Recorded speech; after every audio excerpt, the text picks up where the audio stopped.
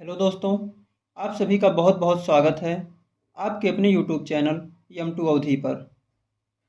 साथियों, आप सभी ने पिछले क्लास में पोटेंटाइजेशन शक्तिकरण टॉपिक को पढ़ लिया था।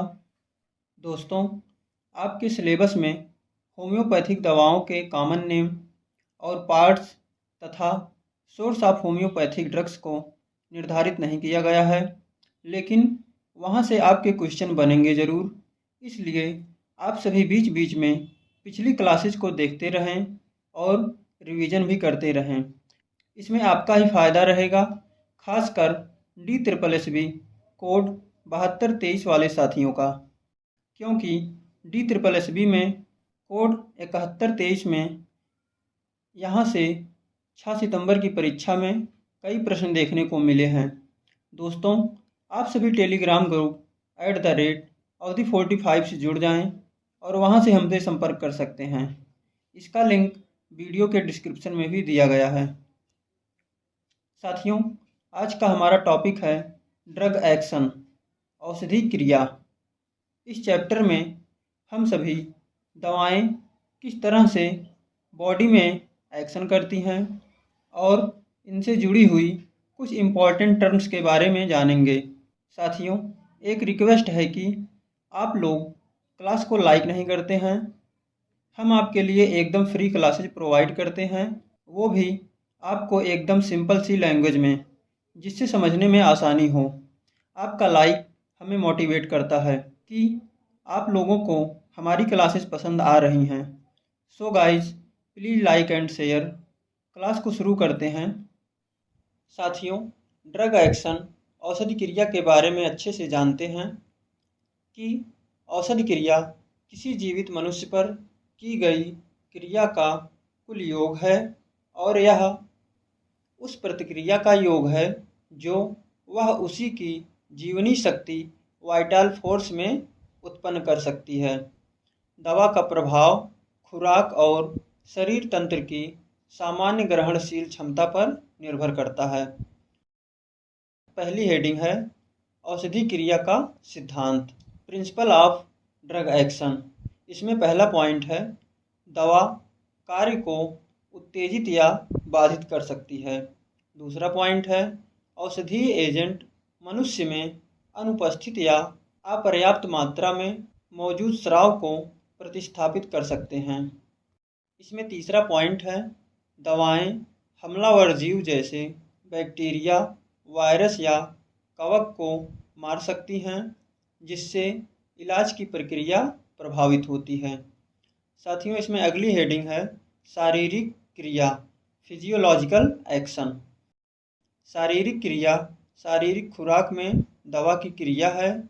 शारीरिक खुराक हमारे शरीर के विभिन्न अंगों या प्रणालियों के सामान्य शरीर क्रिया विज्ञान या कार्यों को उत्तेजित करती है। इस प्रकार प्रकट होने वाले लक्षणों को शारीरिक लक्षण के रूप में जाना जाता है। इस प्रकार एक दवा विभिन्न प्रणालियों, विभिन्न तंत्रिकाओं, परिसंचरण, पाचन, श्वसन आदि कार्यों में परिवर्तन उत्पन्न कर सकती है। साथियों, अगली हेडिंग है मनुष्य पर औषधि क्रिया 3 प्रकार से होती है। पहला रासायनिक क्रिया, दूसरा यांत्रिक क्रिया, तीसरा गतिशील क्रिया। इसमें पहली हेडिंग है रासायनिक क्रिया। यह दवा और शरीर के ऊतकों के बीच मौजूद रासायनिक संबंध पर निर्भर करता है। यह जीवनी शक्ति से स्वतंत्र है। दूसरा है यांत्रिक क्रिया। यह आपत्तिजनक या आक्रामक पदार्थों को बाहर फेंकने का शरीर का प्रयास है। एपिकॉक की यांत्रिक क्रिया के कारण हानिकारक पदार्थ पेट से उल्टी के द्वारा बाहर निकल जाते हैं। तीसरा है गतिशील क्रिया। गतिशील क्रियाएं वे क्रियाएं हैं जिनकी तकनीकी जानकारी की व्याख्या नहीं की जा सकती, लेकिन प्रभाव महसूस किया जाता है। इन क्रियाओं को उनके प्रभाव से देखा जाता है। हैनीमैन ने इन क्रियाओं को प्राथमिक एवं द्वितीयक क्रिया के रूप में पहचाना था। दवा की रासायनिक और यांत्रिक क्रिया प्राथमिक क्रिया से संबंधित होती है तथा गतिशील क्रिया द्वितीयक क्रिया से संबंधित है। साथियों, इसमें अगली हेडिंग है प्राथमिक क्रिया, प्राइमरी एक्शन। प्रत्येक एजेंट जो जीवनी शक्ति पर कार्य करता है, प्रत्येक औषधि कमोबेश महत्वपूर्ण शक्ति को विक्षिप्त कर देती है और लंबी या छोटी अवधि के लिए शरीर के स्वास्थ्य में एक निश्चित परिवर्तन का कारण बनती है। इसे प्राथमिक क्रिया कहा जाता है। अगली हेडिंग है द्वितीयक क्रिया, सेकेंडरी एक्शन। औषधि की प्राथमिक क्रिया के विरुद्ध जीवनी शक्ति या प्राण शक्ति की स्वचालित रक्षात्मक प्रतिक्रिया को द्वितीयक क्रिया कहते हैं। यह दो प्रकार का होता है।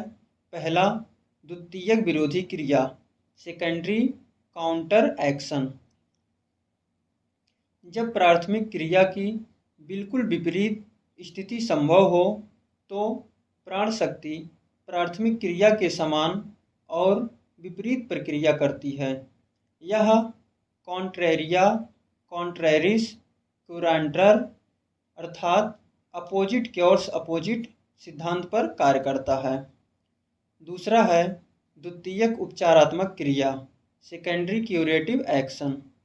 जब प्राथमिक क्रिया की बिल्कुल विपरीत स्थिति संभव नहीं होती है तो प्राण शक्ति स्वयं को उदासीन कर लेती है।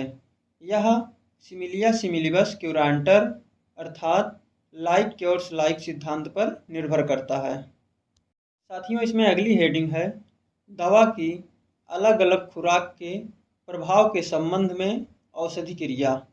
इसमें पहला है अत्यधिक बड़ी खुराक में दी जाने वाली दवाएं। इसमें दवा प्राथमिक और द्वितीयक क्रिया दोनों उत्पन्न करती हैं। दूसरा है मध्यम मात्रा में दी जाने वाली दवाएं।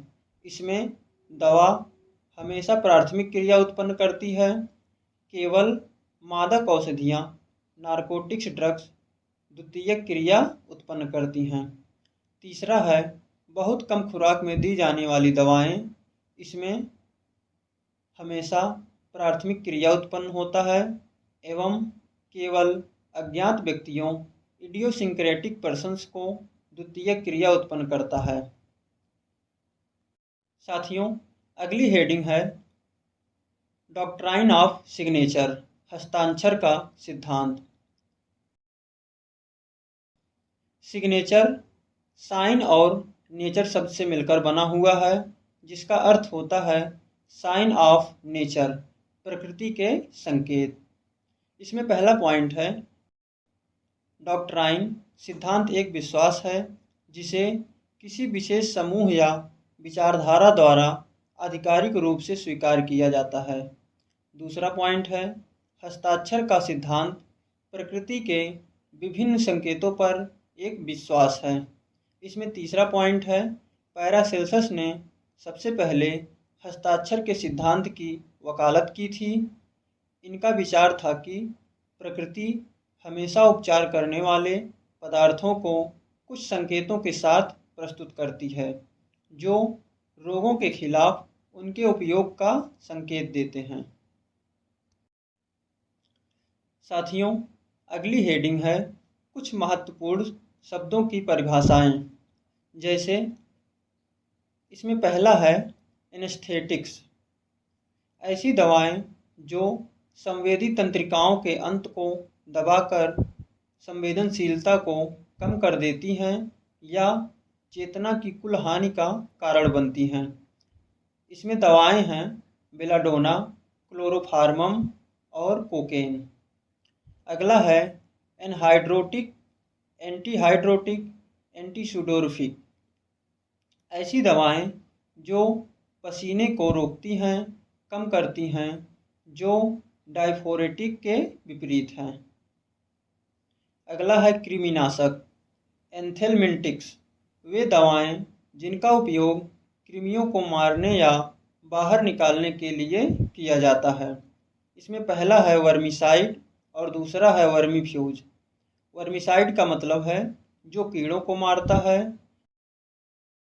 और वर्मीफ्यूज का मतलब है जो कीड़ों को मारे बिना बाहर कर देता है। अगला है ज्वरनाशक, एंटीपायरेटिक्स। ऐसी दवाएं जो पायरेक्सिया में शरीर के तापमान को कम करती हैं।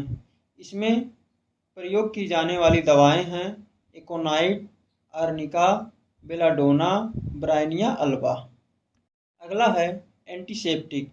ऐसी दवाएं जो सूक्ष्म जीवों के विकास को तब तक रोकती हैं या मंद करती हैं जब तक वे उनके संपर्क में रहते हैं, लेकिन उन्हें नष्ट नहीं करते हैं, जैसे बोरैक्स, पायरोजेन, सिनकोना, सल्फर, क्रियोसोटम, अर्बुटीन। साथियों, अगला है एंटीस्पास्मोडिक। ऐसी दवाएं जो ब्रोंकियल नली के मांसपेशीय परत की ऐंठन को आराम देती हैं, जैसे बेलाडोना, क्लोरोफार्मम, मैग्नीसिया फॉस। अगला है कामोत्तेजक। यह यौन इच्छा को बढ़ाती है, जैसे चाइना, कॉफिया, कैंथेराइट्स, कैम्फोरा, मॉस्कस, नक्सबोमिका, फास्फोरस और वैलेरियाना। अगला है कसैले पदार्थ, एस्ट्रिंजेंट। ऐसी दवाएं जो ऊतकों में संकुचन या सिकुड़न पैदा करती हैं या स्राव को कम करती हैं, जैसे एड्रिनलिन, हेमामिलिस, हाइपेरिकम, सैनिकुला, टैनिक एसिड। अगला है कार्मिनेटिव दवाएं जो गैसों को बाहर निकालने में मदद करती हैं, जैसे कैमोमिला। साथियों, अगला है कॉस्टिक्स या स्क्लेरोटिक्स। ऐसी दवाएं जो उस हिस्से को नष्ट कर देती हैं जिस पर उन्हें लगाया जाता है, जैसे आर्सेनिक एल्बम, मस्क्यूरियस और सल्फर। अगला है कोलेगॉक्स या हेपेटिक उत्तेजक। दवाएं जो वास्तव में स्रावित पित्त की मात्रा को बढ़ाती हैं, जैसे aloe, colchicum, croton tiglium, podophyllum, rheum, eupatorium perfoliatum. साथियों, अगला है डिओडोरेंट्स। ऐसी दवाएं जो आक्रामक या अप्रिय गंध को नष्ट कर देती हैं, जैसे फॉर्मेलिन। अगला है डायफोरेटिक्स या सुडोरोफिक्स। ऐसी दवाएं जो पसीने के स्राव को बढ़ाती हैं, जैसे aconite, apocynum, aurum met, belladonna, chamomilla, colchicum, gelsemium, eupatorium पर, एपिकॉक, ओपियम, पल्सटिला और सल्फर। अगला है निस्संक्रामक। ऐसी दवाएं जो रोगजनक रोगाणुओं को नष्ट करती हैं, जैसे chlorine, borax, cinchona, sulphur, charcoal और कॉफिया। इसमें अगला है मूत्रवर्धक, डायूरेटिक। ऐसी दवाएं जो मूत्र के प्रभाव को बढ़ाती हैं, जैसे aconite, apocynum, adonis, arnica, collinsonia, chelidonium, digitalis, gelsemium, hypericum, kreosotum, pulsatilla, thuja, urotropin, valeriana. साथियों, अगला है एक्बोलिक्स। ऐसी दवाएं जो गर्भाशय की मांसपेशियों को सिकोड़कर गर्भाशय की सामग्री को बाहर निकाल देती हैं, जैसे बोरैक्स, सिकेल कार्नोटम, अस्टिलागो, जोनोसिया अशोका। इसमें अगला है वमनकारी, इमेटिक्स। दवाएं जो उल्टी उत्पन्न करती हैं, जैसे aconite, alumen, antim tart, chelidonium, colchicum, digitalis, ipecac, lachesis, opium, phytolacca और नाइट्रम्योर।